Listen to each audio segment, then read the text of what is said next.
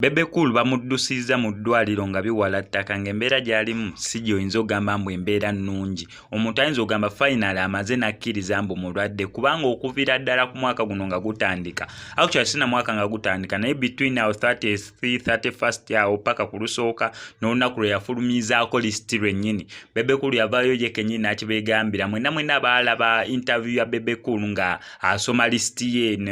actually babiraga kwanika ati ne TV endala zibiraga ne YouTube channels endala yabagambirawo ko olunaku mbu teyeewulira bulungi embeera ye si nnungi okutwaliza owamu n'ekinene yabadde alina okubeera nga akikwasaganya ekyokubeera nga asoma lisiti nga ye bwe yeeteekako omugugu ogwo oba nga ye bwe yeeteekako obuvunaanyizibwa obwo oba nga ye bwe yeeteekako kyonna kye yeeteekako okulaba nga abeera alina okubeera nga gireleasinga every first of the year. So nera ko mweyo interview yennyini mwe yagambiramu ebyokusoma lisiti mbu just n'akamwa we byakomya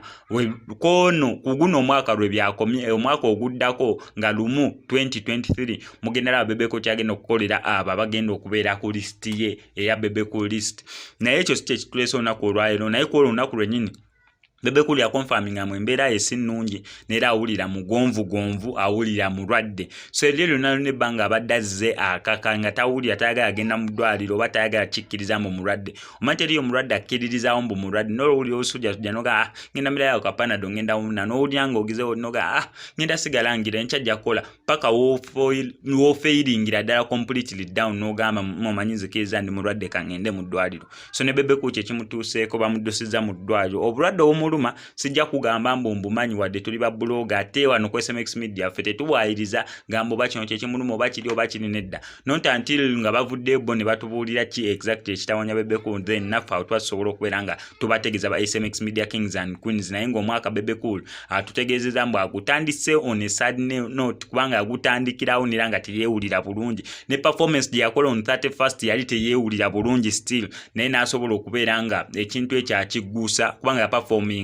ku bagita batya Power Love Africa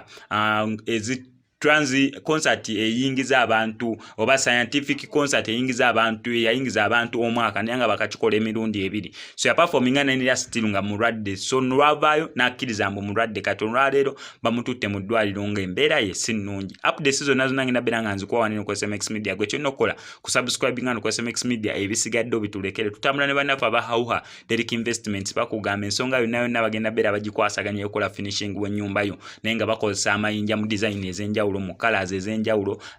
mu types ez'enjawulo ez'amayinja basobole okubeera nga bakwasaganya ekintu ky'okulaba nti ennyumba yo baginyiriza oba nnyumba oba hotel oba apartments oba single room kyonna kye kiri bo bagenda beera bakikwasaganya naye nga bakozesa amayinja. Amanyi eddoboozi sigadde nze mu SMX representing straight out SMX Media. I sign out.